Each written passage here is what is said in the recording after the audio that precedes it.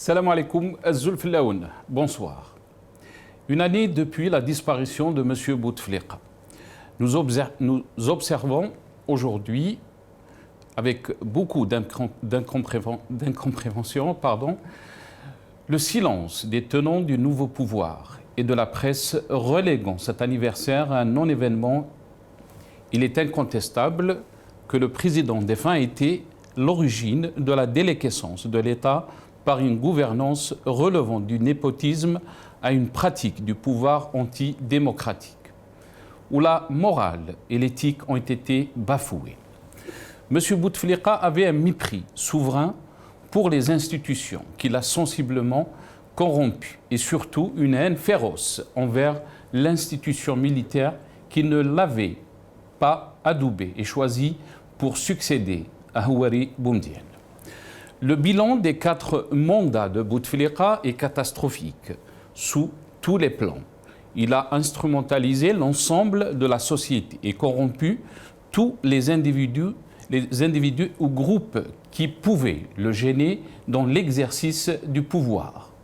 Aujourd'hui, l'ensemble du peuple algérien paye cash toute sa politique, qu'elle soit politique économique et sociale. Ce qui est étrange, c'est qu'un de ses serviteurs les plus zélés se retrouve chef de l'État. Il est évident que depuis l'avènement de M. Tebboune, les choses ont empiré. Il n'y a jamais eu dans l'histoire politique algérienne autant de détenus d'opinion en prison. La situation des droits de l'homme est très grave. Le pouvoir algérien a été interpellé plusieurs fois par le Parlement européen et le Haut Commissariat aux droits de l'homme de Genève. La situation économique du pays est préoccupante. Le pouvoir en place n'a ni modèle économique ni projet, si ce n'est des mesurettes établies à la marge. D'un point de vue diplomatique, le nombre de crises avec les pays voisins sont légion. Crise aiguë avec le Royaume du Maroc, avec l'Espagne et la France, après les déclarations de Macron qualifiant le système politique algérien de système politico-militaire affaibli par le Hirak. Crises qui sont encore pendantes et non réglées et pas le moindre signe d'escalade n'apparaît. Ce qui est plus grave, c'est que dans le cadre de la révision constitutionnelle qui s'est probablement élaborée par l'État garin, l'armée a pris possession de l'État, son contrôle démocratique, faisant de l'institution militaire la source exclusive du pouvoir et seul décideur. Pour preuve, comment peut-on admettre que le chef d'état-major puisse recevoir l'ambassadrice américaine et discuter de relations bilatérales? Le chef d'état-major a préempté toute la communication institutionnelle, faisant de lui le seul chef à bord, reléguant M. Tebboune au rôle de faire valoir. La crise politique, la crise morale, la crise de légitimité, la crise des institutions n'augurent rien de bon pour notre pays. L'histoire a tendance à se répéter. Après la triste fin de Bouteflika, le régime n'a pas compris que la société avait évolué et que les mœurs politiques du temps de guerre n'étaient plus de mise, près de 60 ans après l'indépendance. Ceux qui ne peuvent se souvenir du passé sont condamnés à le répéter. Il serait temps que l'opposition s'organise, qu'elle travaille à l'élaboration d'une sortie de crise. Le peuple du Hirak n'attend que ça pour jouer son rôle, en engageant le rapport de force de manière pacifique dans la rue, car tous les canaux de dialogue institutionnel sont fermés ou plutôt verrouillés.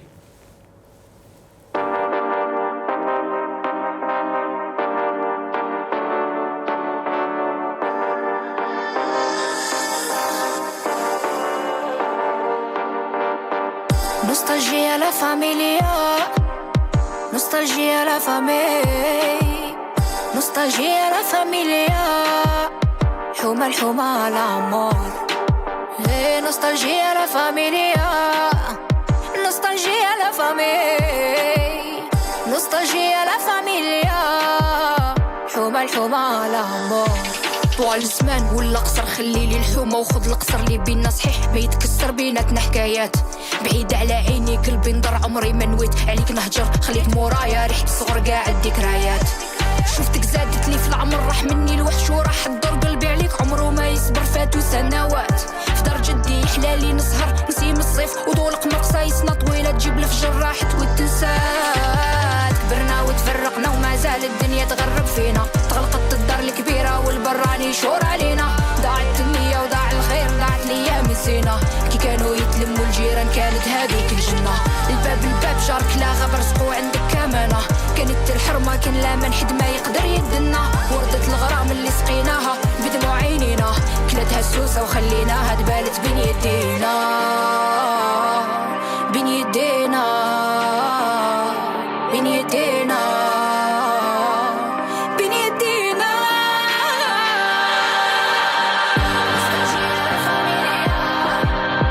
نوستالجيا لا فاميليا نوستالجيا لا فاميليا حومة الحومة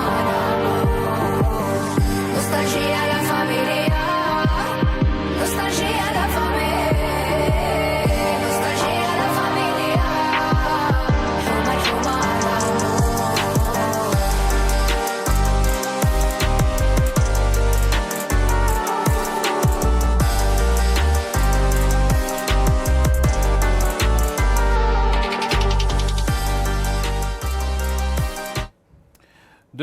De Bouteflika à Tebboune, la Gabégie continue. C'est le titre de notre émission pour ce soir. Et pour en parler, j'ai le plaisir d'accueillir dans cette émission M. Adel Jabbar, notre ami analyste politique qui est avec nous depuis le Canada via Skype. C'est Adel, marhaba bik. Merci pour l'invitation. C'est toujours un plaisir d'être là. J'ai appris aussi que le plateau sera garni d'un grand homme que j'aime beaucoup, que je respecte beaucoup. Il est le bienvenu. Un grand bonjour à notre peuple en Algérie, à l'étranger, avec une mention très particulière à nos otages emprisonnés de force dans les geôles de la dictature. On va en parler, Adel Jabbar, mais aussi le plaisir d'accueillir dans cette émission M. Karim Tabou, opposant politique, qui sera avec nous depuis Alger par téléphone. Mais on me dit qu'il n'est pas encore avec nous, Karim Tabou. On aura aussi le plaisir d'accueillir M. Hassan Qadi, directeur de Maghreb Émergent et Radio M. Il sera avec nous aussi depuis Alger. On va commencer cette émission donc avec vous, Adel Jabbar. Une année après la disparition de Abdelaziz Bouteflika, beaucoup de questions bien sûr sur son règne, mais aussi ce qui a résulté, si on peut dire, après sa démission, après son départ en 2019, décembre 2019, presque 3 ans après l'avènement d'Abdelmajid Tebboune. Qu'est-ce qu'on peut dire, Adel Jabbar? Est-ce que l'Algérie a changé? Est-ce qu'il y a quelque chose qui a changé en Algérie? Oui, définitivement, beaucoup de choses ont changé. L'Algérie de post-2019 n'est pas celle de 2018. C'est l'Algérie du pire. Il n'y a eu que le pire qui a été produit avec la succession de Tebboune à Bouteflika. De toute façon, la matrice satanique du régime n'a pas changé. Les capots qui ont fait ce pays-là depuis 62 et qui ont entamé une véritable, pas un coup d'État en 92, mais une véritable contre-révolution pour la quête de liberté et de citoyenneté du peuple algérien en 1992, sont les mêmes qui ont ramené le Bouteflika et qui étaient condamnés par la justice algérienne suite à un compte-rendu de la Cour des comptes sur l'argent qu'il avait volé, l'argent reliquat qui se trouvait dans les caisses des ambassades algériennes un peu partout dans le monde. Et puis, ce sont ceux-là même qui se sont encore ligués pour le réhabiliter et ramener un bandit, un voleur, pour démocratiser le vol, la rapine et la corruption. C'est ça le règne Bouteflika. Et puis, lui a succédé qui? Et par la grâce de qui il lui a succédé? Un être d'une médiocrité proverbiale, d'une incompétence notoire, quelqu'un qui n'a pas le statut d'un homme d'État, qui s'est vu intronisé par un voyou. Aujourd'hui défunt, c'est le général Gaïd Saleh, chef de l'état-major et vice-ministre de la Défense, qui l'a imposé de force aux Algériens après nous avoir promis de prononcer l'article 102 pour, comment dirais-je, la démission. Pour la démission Bouteflika et faire accompagner l'article 102 par les articles 7 et 8 de la Constitution, consacrant ainsi la souveraineté du peuple algérien et une réponse adéquate aux revendications du peuple dans le Hirak. Malheureusement. Et pourtant, Adel Djebbar, et pourtant, je m'excuse, je vous ai coupé la parole. Adel Djebbar, et pourtant, après l'arrivée de Abdelmadjid Tebboune, il a parlé des nouvelles pratiques, il a parlé de ce slogan, de cette nouvelle Algérie, le Jazaïr el-Jadida. Avant de revenir à vous, je pense qu'on a avec nous M. Karim Tabou, qui est avec nous, donc opposant politique, en politique et aussi opposant, qui est avec nous depuis Alger. Karim Tabou, bonsoir, marhaba bik, merci d'avoir accepté l'invitation. Ahlan wa sahlan, bonsoir. Toutes mes salutations à vous, aux téléspectateurs et à nos invités, et particulièrement notre ami Adel. Adel Djebbar qui vous écoute. Karim Tabou, on va juste vous faire écouter donc cette vidéo dont Abdelmadjid Tebboune qui déclare, donc qui parle du Hirak authentique, donc après le départ de Abdelaziz Bouteflika, la démission d'Abdelaziz Bouteflika. Donc, on a vu cette révolution pacifique du peuple algérien, demandant bien sûr la rupture du système politique et de gouvernance en Algérie. On écoute Tebboune, qu'est-ce qu'il a dit du Hirak? Il a dit bien sûr que le Hirak est authentique et béni, Hirak Moubarak. On écoute Abdelmadjid Tebboune. احنا لما قلت جزائر جديدة مش معناه رئيس جديد ولا وزير جديد ولا تصرفات جديدة. جزائر جديدة يعني جزائر مبارك الأصلي، أنه انقذ الجزائر من كارثة كانت يعني واضحة المعالم وكنا ماشيين في داهية كما يقولوا بالعامة. يعني كان تقهقر الدولة الجزائرية وصل درجة نتاع الذوبان، يعني ما بقاتش دولة، عصابة. Donc, Abdelmadjid Tebboune, je pense qu'il y a eu une petite erreur par rapport à cette vidéo, mais Abdelmadjid Tebboune qui parle de la déliquescence de l'État algérien. L'État algérien, bien sûr, du temps de Bouteflika. Le problème qui se pose, c'est qu'Abdelmadjid Tebboune a servi sous Bouteflika.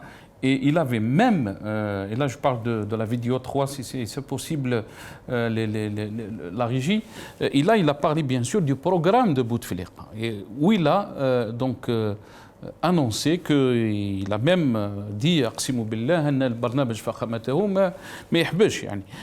On écoute Abdelmadjid Tebboune. Je le dis, نقولها بصفة رسمية ونكرر باسكو أنا في سنة نقول فيها نفس الكلام. أقسم بالله العلي العظيم أن برنامج فخامة الرئيس ما يتوقف مهما كانت الظروف. السكنات تتبنى، الشيء اللي مبرمج يتبنى ونبرمجوا سكنات أخرى. هذا ما كان. اللي عجبه الحال عجبه المواطن إن شاء الله يدير لك سمه. اللي باغي يشوف هذه البلاد تتحرق ولا باغي يدخل المرادية على قصر على ظهر دبابة نتاع لوطو يستنوا. مازال الحال. Donc dans cette vidéo, il était bien sûr ministre de l'Habitat du temps de Bouteflika. Et après, il a parlé de cette déliquescence de l'ère de Bouteflika, déliquescence de l'État, ou la gabégie, si on peut l'appeler ainsi. Karim Tabou, la question est à vous. Comment peut-on évaluer donc cette période que vit l'Algérie sous Abdelmadjid Tebboune, sous cette slogan de Nouvelle Algérie, une année après le décès de Bouteflika? Enfin, c'est une question qui prend racine sur deux références. Personnellement, je n'ai pas envie d'engager le débat sur ces deux références. D'abord la référence Bouteflika et puis la référence du chef de l'État. Puisque l'un et l'autre font partie d'un ensemble, d'un tout qui a conduit le pays vers ce que nous sommes aujourd'hui. La crise sur tous les fronts, un pays complètement perdu, sans perspective sérieuse. Et ce qui reste, c'est ces déclarations insensées, aucun sens politique, aucun sens de la retenue, aucune culture de l'État, dès lors que l'État est presque invisible, est presque effacé au profit de personnes et de groupes de personnes. Vous savez, quand vous mettez juste un rétroviseur, vous essayez de regarder en arrière, vous allez vous rendre compte que le pouvoir parle au pouvoir. Et le pouvoir essaye de situer les responsabilités partout ailleurs, sauf là où il y a vraiment la vraie responsabilité de la crise, c'est le pouvoir lui-même. Bon, il a bien dit que le président de la République, il monte sur Dhar Dbaba. Mais bon, on a vu tous les présidents d'Haroun, طلعوا فوق Dhar Dbaba, ils sont وصلوا للمرادية. Et on est l'Algérien, on connaît beaucoup sur les expériences. Abdelhamid Mahri, في واحد الندوة قال الديمقراطية اللي تتحتم عليها أنها تحمى من الدبابة هي ديمقراطية مريضة. Et on est dans ça. Mais pour ne pas donner de l'importance à des choses qui n'ont pas justement cette importance, je pense qu'aujourd'hui, il y a une vraie crise politique du système dans sa globalité. Si vraiment le pays n'était pas en crise, un tel chef de l'État n'aurait jamais été chef de l'État, n'aurait jamais été même pas ministre. Parce que ni la compétence, ni la culture, ni les aptitudes à gérer un pays. Mais on a également connu par le passé ce genre de situation. L'Algérie a dépassé toutes les limites. L'Algérie est un pays unique où il n'y a aucune norme. C'est-à-dire c'est un pays hors norme. Et bien sûr, lorsque vous avez un chef de l'État qui le proclame, qui ont fait de Houari Boumediene, le dictateur Houari Boumediene, son père spirituel, vous imaginez, et quand vous avez quelqu'un qui regarde l'avenir par rétroviseur, il s'inspire des années 70 et il veut revenir à la pensée unique, à la logique unique, et il en fait de ce pays un immense espace d'interdiction, un pays où tout un peuple est assigné à résidence surveillée. Il est clair qu'on ne peut pas parler de bilan. Le bilan, il est là. L'Algérie est un pays malade. L'Algérie est un pays qui n'avance pas. L'Algérie est un pays qui vit une crise profonde, complexe, mais qui a une source. C'est-à-dire que si nous remontons à la source, il nous arrive d'entendre des débats par-ci par-là, notamment au niveau des plateaux de télévision officiels. On nous ramène des débats, des gens qui soulèvent des problèmes de l'école, de l'hôpital, de la route, du logement. Mais lorsque vous interrogez les spécialistes, lorsque vous vous présentez devant un médecin, et il voit les symptômes de votre maladie, immédiatement, il vous demande de lui présenter un bilan détaillé, des radios, des scanners, des IRM, et puis après, il remonte à la source. Tout cela nécessite un travail pour remonter à la source.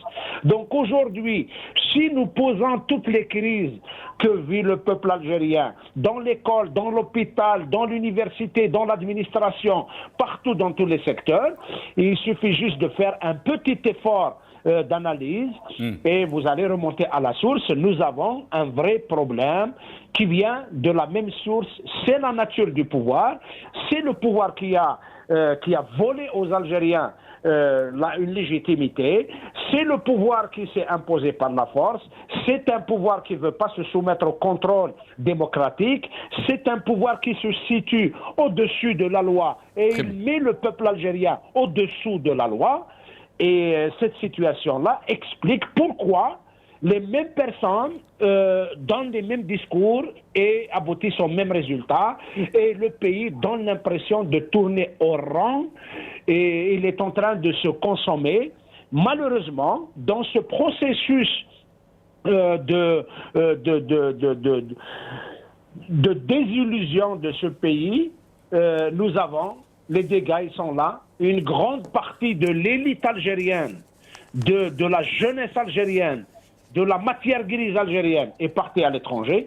Et ils sont encore des milliers à être candidats au départ à l'étranger, tous les étudiants, une grande partie des diplômés des universités et même les gens qui exercent actuellement des responsabilités dans des secteurs importants sont tentés par l'aventure d'aller à l'étranger. Lorsque vous avez un pays qui se vide de son élite, eh ben, il laisse la place à assez médiocres qui sont là et qui se prennent au sérieux. Hein. Vous savez, quand des personnes comme ça arrivent à grimper à l'échelle jusqu'à arriver à ce sommet, ça donne des vertiges, ça donne des nausées, des fois ça donne même des crises. Très bien. Restez avec nous, Karim Tabou.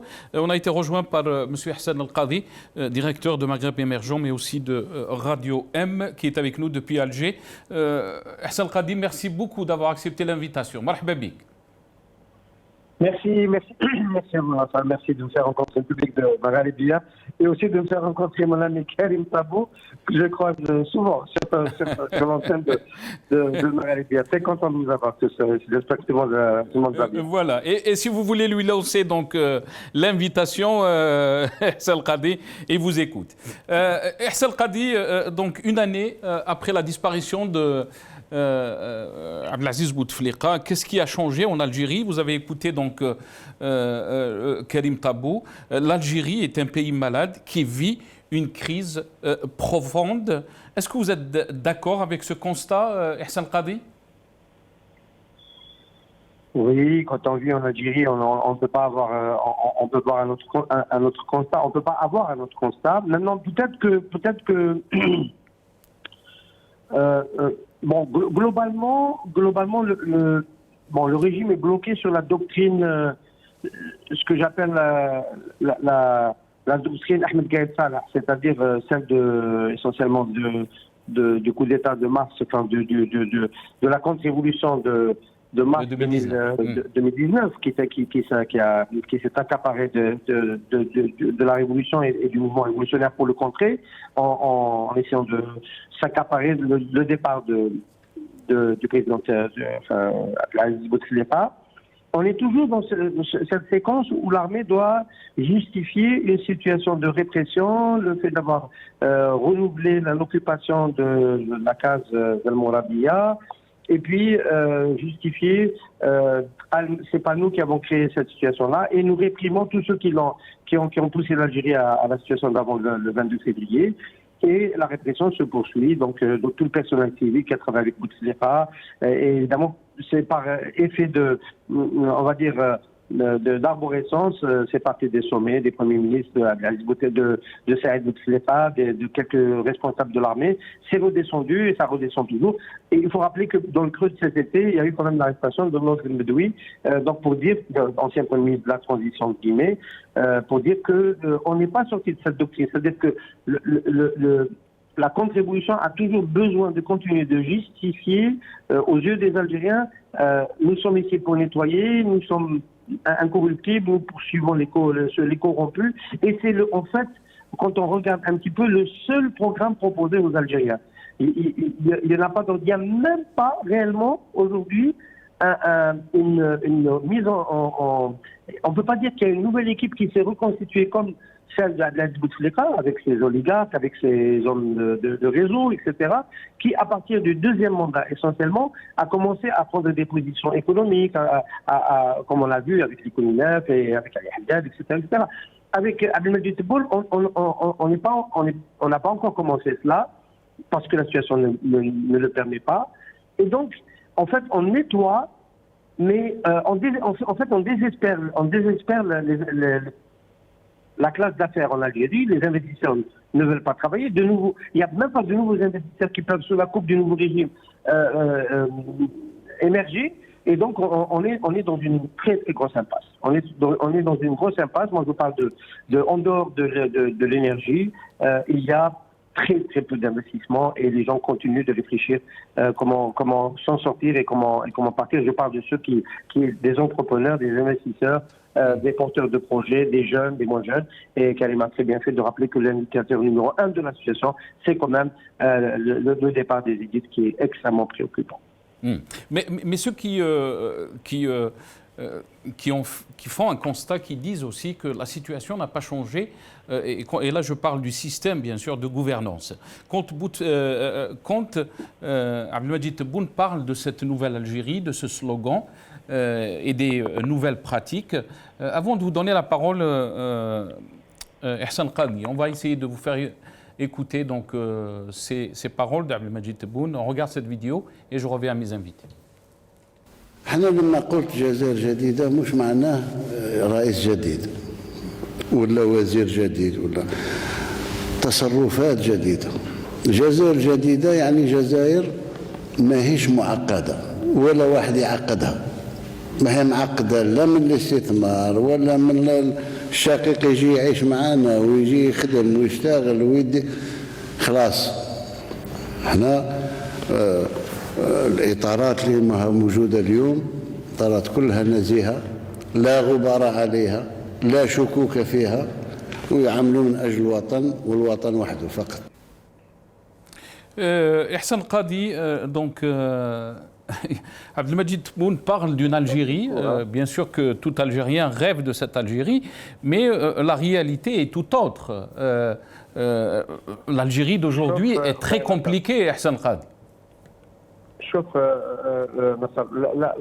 La réalité dans le même discours, la réalité c'est que dans le même discours, Abdelmadjid Tebboune a clairement admis que l'administration bloquait ces projets d'ouverture pour l'investissement. Il n'y a pas d'ouverture pour la liberté de la société. Ça, c'est pas son projet. C'est un autocrate comme ses prédécesseurs et ils sont du même monde. Et malheureusement, il n'est pas capable de comprendre que l'intérêt de l'Algérie aujourd'hui, c'est une ouverture des droits et des libertés. Mais pour la partie investissement, ouverture, ce dont il était en train de parler, dans le même discours, il s'en prend à l'administration et il a dit parce qu'il est bloqué, parce qu'il est arclo, etc. Et tout le problème est là. Tout le problème est là. C'est un pouvoir qui est aujourd'hui dans une position où il ne peut même pas faire travailler son administration parce qu'elle est tétanisée, elle a peur. Elle ne peut pas engager, les ministres n'engagent pas, les commissions d'agrément n'engagent pas, il n'y a pas d'importation de véhicules, depuis 3 ans c'est bloqué, personne ne veut signer. On n'a pas eu ne pas faire les Jeux méditerranéens parce que personne ne voulait signer. Il a fallu que Abdelmadjid Tebboune s'engage personnellement pour qu'on puisse terminer les chantiers. Et c'est comme ça dans tous les secteurs. L'administration, quand il dit les gens sont honnêtes, là au bar aléha, oui, on peut dire là on bar aléha parce qu'elles ne font rien. Elles ne disent rien, elles donnent ni terrain, ni agrément, ni suivi, ni rien, absolument rien. La seule administration qui continue d'obéir au pouvoir politique, c'est l'administration judiciaire, pour mettre en prison un collègue en 48 heures. Notre collègue Huyam de Chelot pour un article de presse. Voilà, mais pour le reste, faire travailler une commission environnement pour donner un agrément pour que quelqu'un commence ou une administration de l'urbanisme pour un permis de construire. Personne ne veut signer sur tout ce qu'il y a. Là où il y a de l'enjeu, l'administration bloque. Et il y a une grève de l'administration. Abdelmadjid Tebboune, s'il est emporté sur les 2 ans qui lui restent, il sera emporté par sa propre administration. Et ceux qui... Hassan Qadi, vous avez parlé donc du journaliste Belkacem Houam, qui a été bien sûr écroué à la prison d'Al Harraj, pour un article sur les dates algériennes qui ont été refoulées de France. La situation des droits de l'homme est très inquiétante. Il y a même des journalistes ou même des défenseurs des droits de l'homme qui regrettent, entre guillemets, l'ère Bouteflika.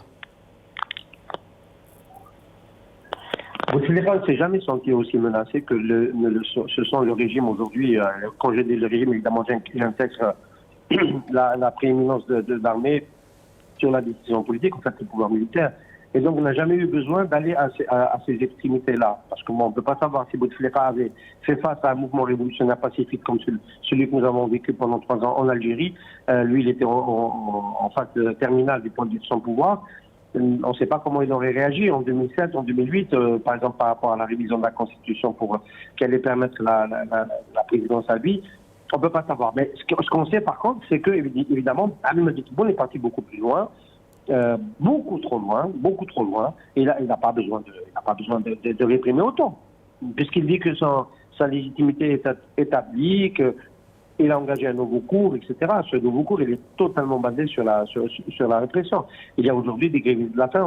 On peut avoir à nouveau un scénario comme celui de notre confrère qui est décédé suite à une grève de la faim, ou comme celui du militant du docteur du MZAP qui est mort en mai 2019 aussi, des séquelles d'une grève de la faim. Et donc, on est dans un tableau extrêmement inquiétant. On est au début. Et ça s'est fait parce qu'il y a eu aussi le report de la visite du rapporteur de la Commission des droits de l'homme des Nations Unies. On est dans une situation d'extrême dégradation de la situation des droits de l'homme et des libertés en général, qui, en fait, n'est pas l'indicateur d'un régime serein, fort, qui peut se permettre d'écouter des points de vue divers et de laisser la société respirer en s'organisant, en proposant des médiations et en exprimant son opinion. Et donc là, ce chantier-là est aujourd'hui, je pense, le chantier de la nouvelle année. Il y a 2 grands chantiers, celui des droits de l'homme et des libertés et celui de la situation sociale. Très rapidement, Hassan Qadi, je vais vous libérer. Est-ce que vous pensez que les mois à venir ou les années à venir, on parle bien sûr d'un deuxième mandat, est-ce que vous pensez qu'il sera encore plus difficile que ce qu'on est en train de vivre? Ça va dépendre beaucoup de facteurs exogènes, il faut dire la vérité. Ça va dépendre de la poursuite de la guerre en Ukraine, de l'invasion de l'Ukraine par la Russie.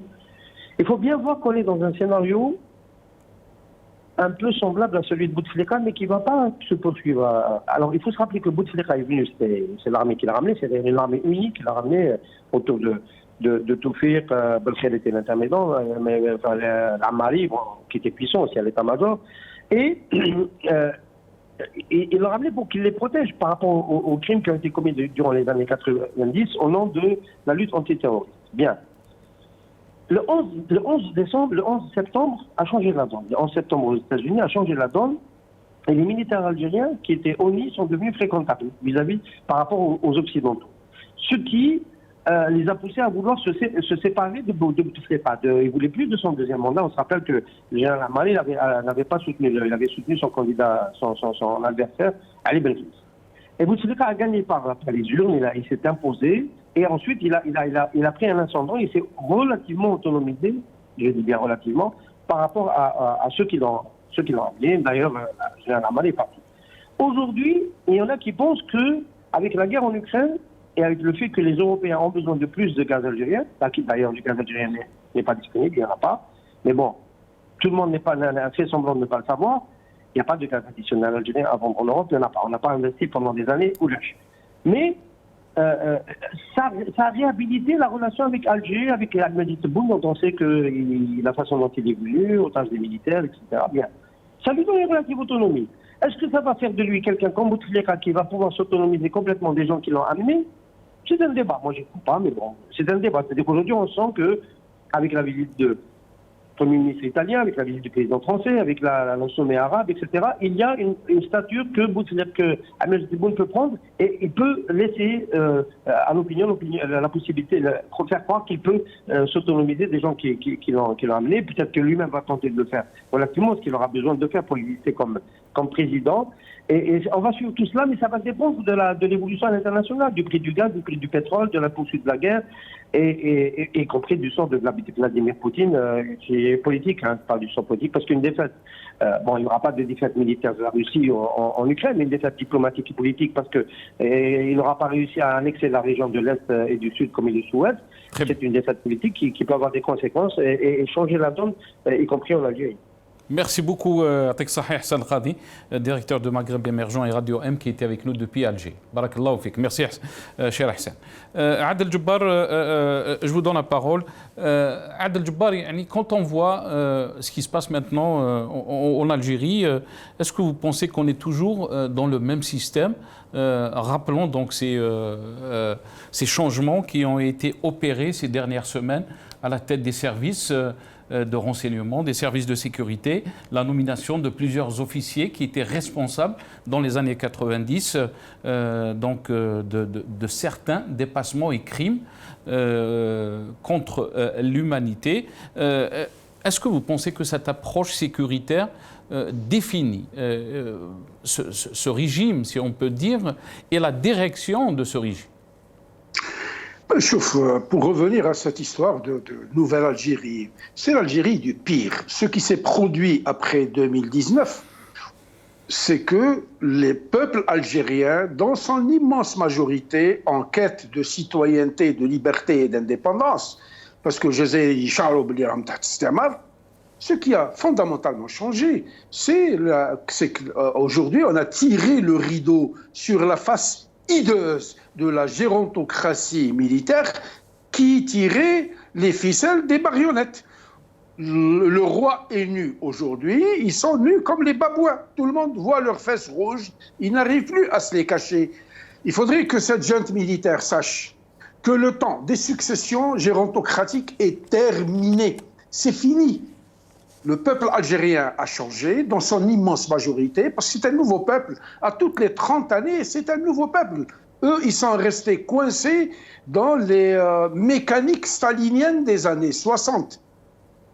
S'ils n'arrivent pas, si ce pouvoir têtu, enfermé, violent et inculte surtout politiquement, n'arrive pas à trouver son Gorbatchev pour le libérer de ces chaînes du totalitarisme, ils n'iront pas loin, parce qu'ils ne pourront pas arrêter le cours de l'histoire. L'histoire avance, elle avancera sans eux. Le peuple avancera sans eux. Parce que chaque année qui passe, c'est une nouvelle génération qui arrive. C'est des jeunes qui accèdent encore à la conscience politique. Pour ceux qui disent les Algériens ne sont pas conscients, n'ont pas de conscience politique, en réalité, c'est bon. Il n'y a pas de culture politique, mais il y a une grande conscience politique. Comme le disait un grand historien et homme politique grec, je vais me rappeler son nom, c'est Thucydide, un homme politique qui a dit en 450 avant Jésus-Christ, un homme qui ne se mêlant pas de politique, mérite de passer non pas pour un citoyen paisible, mais pour un citoyen inutile. Le peuple algérien et les générations de ce jour ne veulent pas être inutiles. Ils sont impliqués fondamentalement dans le mouvement du Hirak et de la révolution et du changement. Ce n'est pas parce que la rue s'est calmée, parce qu'il y a un logiciel cérébral. Très bien, on va essayer de poser cette question à Adel Jabbar, à Karim Tabou, parce que c'est très important ce que vous êtes en train de dire. Karim Tabou, est-ce que cette conscience politique dont il a mentionné notre ami Adel Jabbar est toujours là? Elle existe dans le peuple algérien? Et est-ce qu'aussi le Hirak peut revenir en force comme ça a été vécu en 2019, sachant que ce régime ne veut pas qu'il y ait un changement. Avant de vous donner la parole, Karim Tabou, on va vous faire passer cette vidéo qui est extraordinaire. Elle est un peu historique de comment le peuple algérien a réagi après la démission de Bouteflika et qu'est-ce que c'était ces demandes. On regarde cette vidéo. خطوة مليحة للشعب الجزائري ولكن ما نحبسوش هنا نبقاو ديما مع الحراك نبقاو ديما نراقبوا حتى وين نوصلوا للمبتغى نتاعنا وهو تغيير النظام وكما يقال الأخ اللي فات يروحوا كاع إن شاء الله. نظن باللي راه قرار شجاع وهذه خطوة أولية يعني في طريق الديمقراطية اللي مازال طويل. إذا نحن نتمنوا هذه الخطوة ونطلبوا إن شاء الله خطوات أخرى والحراك سيستمر إن شاء الله حتى تحقيق الجمهورية الجزائرية الديمقراطية والجمهورية الثانية.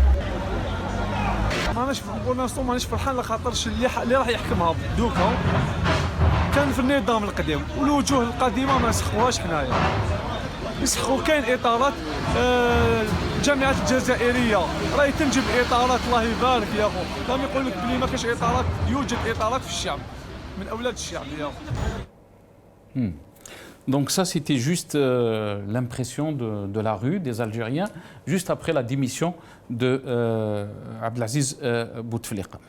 Karim Tabou, le peuple demande toujours donc, un changement, un vrai changement du système.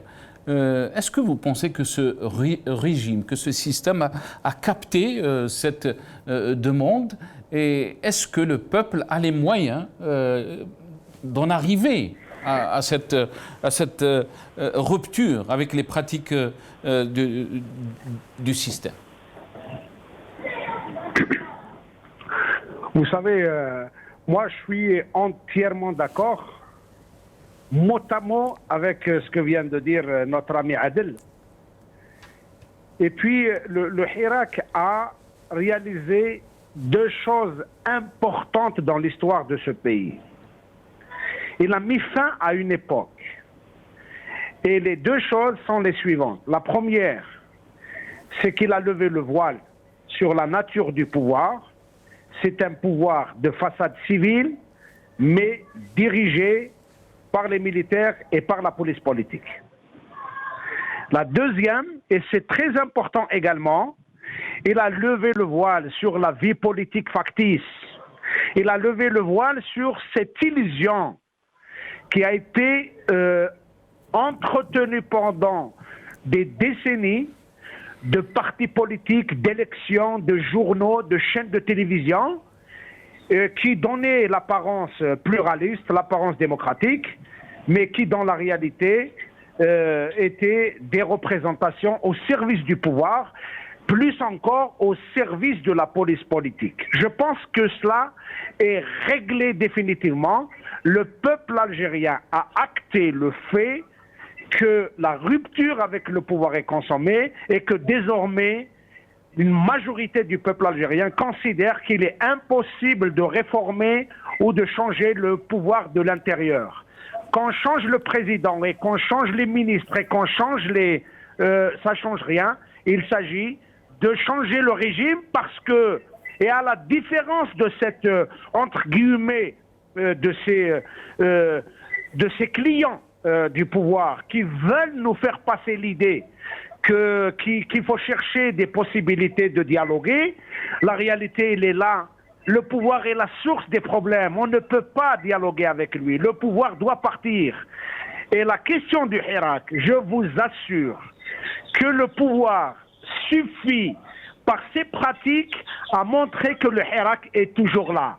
Lorsque vous voyez les dispositifs sécuritaires, lorsque vous voyez les interdictions, lorsque vous voyez les arrestations, lorsque vous voyez la logique de peur qui est installée au sein même du pouvoir, malgré les apparences, mais en tout cas le pouvoir qui veut donner cette apparence de pouvoir fort et de pouvoir puissant et de pouvoir qui a vaincu le Hirak, dans la réalité, il est non seulement vaincu, mais il a peur de tout. Lorsque vous avez un système, lorsque vous avez un pouvoir qui a peur de la jeunesse, de l'université, de la rue, de l'internet, de Facebook, de n'importe quelle chose qui bouge, et il fait de ce pays un immense champ de silence, c'est pas une démonstration. de bonne santé du régime, bien au contraire. Et d'ailleurs, je vous pose une question toute simple. Nous serons dans quelques mois dans les mêmes situations que celles qui a prévalu lors du début du Hirak contre le 5e mandat. Vous allez avoir dans peu de mois, dans quelques mois, un chef de l'État qui va atteindre les 80 ans. Souvenons-nous, Bouteflika, lors de son dernier mandat, alors qu'il était malade, lui, il avait plus de 80 ans. Le chef d'état-major avait plus de 80 ans. Le président du Sénat, c'était la même chose. Et aujourd'hui, on voit se remettre en place le même scénario. Un chef de l'État incapable de gérer les affaires du pays, avec un président du Sénat qui a dépassé les 90 ans et un chef d'état-major, vous voyez très bien, nous sommes dans les mêmes situations. Et ceux qui pensent que le Hirak est fini, le Hirak n'étant pas les manifestations de la rue, le Hirak ce sont des actes de rupture, et tout ce que le pouvoir fait quotidiennement montre très bien qu'il a peur de quoi? Il a peur du Hirak, il a peur du peuple algérien, il a peur de la révolte, il a peur du débat, il a peur des idées, il a peur de tout. Et lorsque vous avez un système qui a peur de tout et qui essaye de mijoter des manœuvres par-ci par-là, très clairement, ce ne sont pas des indices de bonne santé ni des indices démocratiques d'un régime en fin de règne, en fin de souffle, en fin d'idées, en panne de projet, incapable de se projeter sur l'avenir. Et bien sûr, je suis également d'accord que la jeunesse d'aujourd'hui a des exigences qui ne sont plus les exigences des générations des années 70 et des années 80. La jeunesse d'aujourd'hui veut vivre dans la paix, veut vivre pleinement sa jeunesse, l'ère de la technologie, l'ère des libertés, l'ère de la recherche. Et lorsque vous voyez le niveau politique, le niveau intellectuel, le mode de gestion du pays, vous voyez très bien un pays à la traîne et, comme je l'ai dit, un pays malade. Et quand on voit aussi la responsabilité de l'élite, Karim, ou des partis qui étaient aussi impliqués dans le Hirak et qui demandent aussi cette rupture, est-ce que vous pensez qu'il y a aussi cette responsabilité de cette élite et de ces partis à essayer de proposer ce projet d'alternative à cette jeunesse que vous êtes en train de dire qu'elle est consciente politiquement, qu'elle est aussi qu'elle suit ce qui se passe dans le monde avec cette technologie. Comment peut-on définir cette responsabilité, Karim Tabou? La responsabilité, entre guillemets, de l'opposition, même le mot opposition, ne convient pas à la situation du pays, parce que le terme opposition suppose qu'il y a un pouvoir et qu'il y a une opposition et qu'il y a un cadre institutionnel dans lequel peut s'exercer la politique, peut s'exercer le pouvoir et donc peut s'exercer le contre-pouvoir. On n'est pas dans ça. On est dans une logique de résistance. Et les partis politiques, ceux qui se proclament opposition et qui sont en déphasage avec la réalité du terrain, qui continuent de considérer qu'il est possible de régler les choses de l'intérieur en allant aux entrevues avec le chef de l'État au palais de Mouradia ou en participant aux élections, très clairement, ils sont en déphasage avec le peuple algérien. Vous savez, un des problèmes majeurs de la classe politique algérienne, elle a hérité 3 défauts majeurs du pouvoir. Le premier défaut majeur est que les partis politiques ou les personnalités politiques en Algérie ont toujours personnalisé le débat, personnalisé l'idée, personnalisé la chose à tel point qu'on parle beaucoup plus des personnes qu'on en parle des idées. Le deuxième défaut majeur est que les hommes politiques tels que nous les avons connus, ils ont toujours été des chefs de tribu. Ils ont toujours été des chefs de région ou de chefs de tribu, et ils se plaisaient dans ce rôle qui a réduit les régions dans le pays en cartes politiques qui se jouaient sous forme de jeux de poker entre les gens du pouvoir et, entre guillemets, ces gens qui s'autoproclament opposants. Et puis le troisième défaut qui est presque enraciné dans la nature de la classe politique algérienne, c'est que cette classe politique a intériorisé le fait que le peuple ne lui donne rien, et donc c'est le pouvoir qui donne, c'est le pouvoir qui donne les sièges, c'est le pouvoir qui donne l'autorisation, c'est le pouvoir qui donne une possibilité de passer à la télévision. Eh ben, ils ont braqué leurs instruments de navigation en direction du pouvoir, et ils ont trouvé qu'il est plus facile d'avoir des ancrages dans le pouvoir que d'avoir les ancrages dans la population. Et c'est ce qui fait la révolte du peuple algérien. Le peuple algérien, lorsqu'il s'est révolté, il s'est révolté contre le pouvoir, et il s'est révolté également contre toutes ces potiches, toutes ces fausses représentations politiques et sociales qui ont fait que le pouvoir s'était habillé une façade civile, s'est donné une image civile, alors que dans la réalité, c'était la police politique qui gérait les affaires du pays. Merci Karim Tabou. Barakallahu fik, Karim Tabou qui était avec nous depuis Alger, opposant, homme politique et opposant politique aussi, qui était avec nous par téléphone depuis Alger. Mot de la fin, Adel Djebbar, je vous laisse, on va vous faire montrer ces images. Beaucoup d'observateurs parlent de militarisation du champ politique en Algérie. Et là, on regarde ce gendarme donc, qui a honoré des professeurs d'université à Boumerdes, mais aussi le salut des athlètes qu'on a vu, des athlètes dans les Jeux méditerranéens et différents Jeux, le salut militaire. Beaucoup d'Algériens n'arrivent pas à comprendre, bien sûr, cette militarisation médiatique.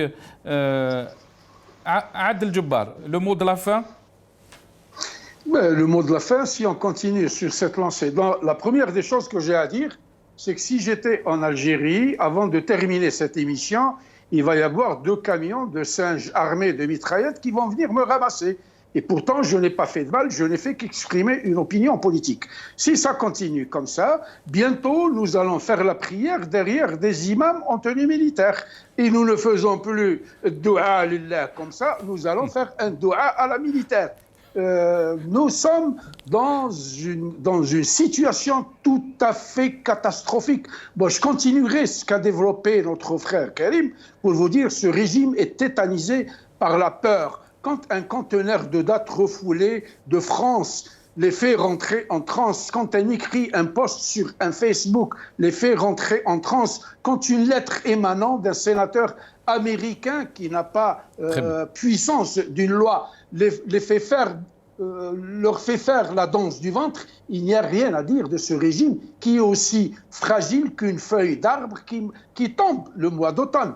Moi, pour terminer cette histoire de... Très rapidement, Adel Djebbar, on doit rendre l'antenne. Parce qu'on a toujours tendance à mettre sur les épaules du peuple algérien et de ceux qui incarnent véritablement les besoins du changement, donc une élite réelle, à l'instar du grand monsieur qui était avec nous sur l'antenne aujourd'hui, on a tendance à leur impacter tous les déficits, tous les échecs de Hirak et autre chose. Un changement dans un pays qui se respecte comme dans une entreprise, c'est ce qu'on enseignait en management aux étudiants. Le changement tient d'abord dans les mains de ceux qui pilotent, c'est-à-dire les patrons d'une entreprise, le conseil d'administration, c'est lui qui sent le besoin de changer. 2, il met en place une stratégie de changement. 3, il la communique aux employés pour leur dire rien ne vous arrivera, soyez tranquilles, nous allons redresser la situation. Ce n'est pas avec des malfaisants, des voyous et des bandits comme ça que nous remettrons l'Algérie sur ses pieds.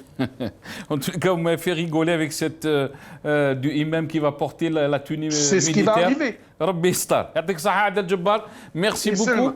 Adel Djebbar qui était avec nous depuis le Canada, analyste politique. Merci aussi à Karim Tabou qui était avec nous, opposant politique. Merci aussi à M. Hassan El-Qadi, directeur de Maghreb Émergent et Radio M, qui était avec nous depuis Alger. Merci d'avoir suivi cette émission. Restez avec nous sur El Magharibiya. L'émission Fil Umq suivra cette émission avec notre ami et collègue Jamal Taleb. Bqaw ala khair.